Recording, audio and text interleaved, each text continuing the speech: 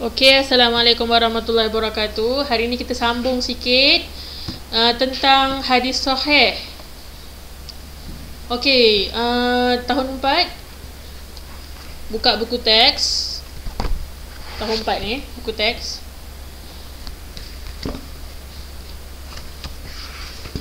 Muka surat 3 Yang lepas kita dah belajar pasal pengenalan hadis sahih. Apa tu hadis? Kita dah belajar apa yang terkandung dalam hadis, iaitu perawi tu apa, matan tu apa, perawi, matan, sanad tu apa. Lepas tu kita ada belajar tentang sifat-sifat perawi, yang boleh, sifat-sifat perawi hadis sahih. Perawi tu sifat dia kena macam mana? Kena adil, kena dobit, kena tidak syaz, tidak illah. Itu apa adil, dobit, syaz tu Zara terangkan kat video lepas, boleh rujuk balik.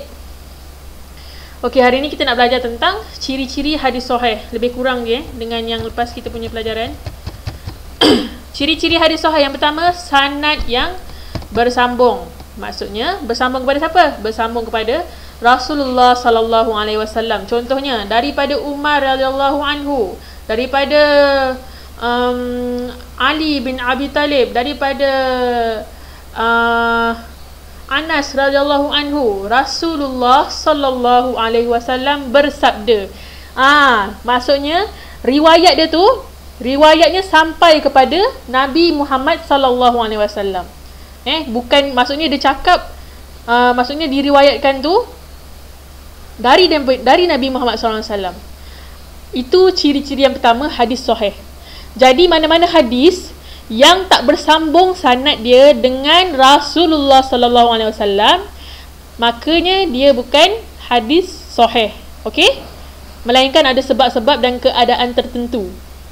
Tapi secara umumnya riwayat atau sanad yang tak bersambung dengan Nabi Muhammad sallallahu alaihi wasallam bukanlah hadis sahih. Itu ciri yang pertama. Ciri yang kedua, perawi yang adil. Perawi yang adil. Siapa perawi ni? Perawi ni orang-orang yang meriwayatkan. Contoh yang tadi saya kata, daripada Ibnu Umar, daripada Ibnu Umar Al-Khattab. Contoh Ibnu Umar ni yang meriwayatkan Rasulullah SAW bersabda. Jadi yang meriwayatkan tu adalah Ibnu Umar. Kita kena tengok Ibnu Umar ni, dia seorang perawi yang macam mana? Dia seorang yang adil tak? Itulah maksud dia, sifat-sifat perawi. Lepas tu nombor 3, perawi yang kuat ingatan, dabton, yang mahir, kuat ingatan, bukan pelupa. Jadi ciri-ciri hadis sahih ni, inilah 2 dan 3 ni sifat perawi. Jadi dalam satu hadis tu, kalau contoh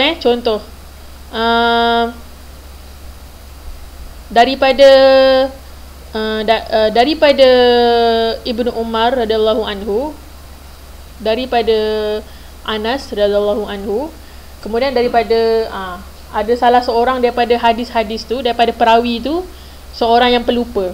Contoh, seorang yang pelupa. Jadi kat situ gugur jatuh darjat hadis ni sebagai hadis sahih. Walaupun perawi yang lain adalah perawi yang dobit dan adil. Faham tak? Contoh hadis kan dia meriwayatkan, orang ni riwayatkan daripada orang ni, daripada orang ni, daripada orang ni, daripada Rasulullah SAW. Orang yang ramai-ramai ni, perawi-perawi yang ramai ni, yang meriwayatkan daripada ni, salah seorang daripada dia, kalau ada yang pelupa, ada yang tidak kuat ingatan, ada yang tidak adil, maka gugurlah hadis sahih tu. Tak jadi hadis sahih. Jadi kalau hadis sahih, mesti perawi-perawi dia semua kuat ingatan, kuat ingatan dan adil. Seterusnya, tiada keraguan pada hadis. Tiada keraguan pada hadis lah. Tiada kecacatan pada hadis. Maksudnya hadis ni memang diyakini dan sahih lah, diyakini sahihnya. Dan isi kandungan hadis tu pun tiada keraguan pada dia, tak ada kecacatan, tak ada perawi yang, dari segi perawi lah kebanyakan dikhususkan lah. Tak ada perawi yang pelupa, tak ada perawi yang tidak adil. Itu maksudnya. tu baru mencapai hadis sahih. Ni lah 5 ciri-ciri hadis sahih. Yang pertama tadi apa? 5 ciri-ciri hadis sahih. Yang pertama ialah bersambung sanadnya dengan Nabi Muhammad SAW, perawi yang adil, perawi yang thiqah, tiada keraguan pada hadis, tiada kecacatan pada hadis. 5 ciri-ciri hadis sahih. Okey, seterusnya. Jom kita baca sikit Okey, yang pertama. Kawan dia tanyalah, Amir, apakah yang sedang kamu cari? Amir cakap, saya sedang mencari hadis sahih di laman web Jabatan Kemajuan Islam Malaysia, iaitu JAKIM. Amir ni tengah cari hadis sahih. Oh, mengapakah perlu mencari hadis sahih? Kenapa kena cari hadis sahih? Kawan dia tanya. Lepas tu ustaz dia pula cakap Ustaz dia cakap, kita perlu mengetahui tentang hadis sahih supaya boleh beramal dan berhujah. Oleh itu jangan ambil hadis dhaif untuk berhujah. Ustaz dia kata, hadis sahih ni kita kena tahu untuk kita buat hujah. Hujah tu apa? Untuk kita berbahas, untuk kita jadikan bukti hadis sahih dengan hadis sahih. Supaya boleh beramal dengan hadis sahih, hadis yang betul, hadis yang benar. Bukan palsu. Okey, seterusnya dia kata, ustaz tu kata lagi, jangan ambil hadis dhaif. Okey, kat sini dah ada 2 hadis. Yang pertama, hadis sahih dan hadis dhaif untuk berhujah. Hadis dhaif berlawanan dengan hadis sahih. Okey, ada 2 jenis hadis sekarang ni, hadis sahih dan hadis dhaif.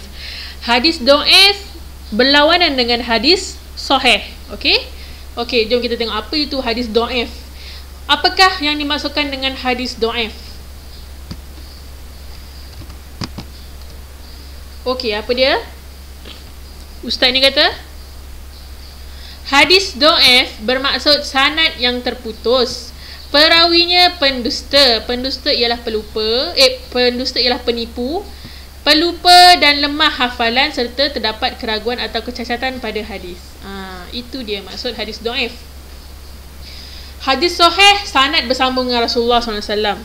Hadis dhaif, terputus, tak sampai dengan Rasulullah SAW sanad dia. Perawi hadis sahih, seorang perawi mestilah seorang yang kuat ingatan dan dobit. Dobit tu kuat ingatan lah. Dobit dan adil. Adil maksudnya tidak menipu.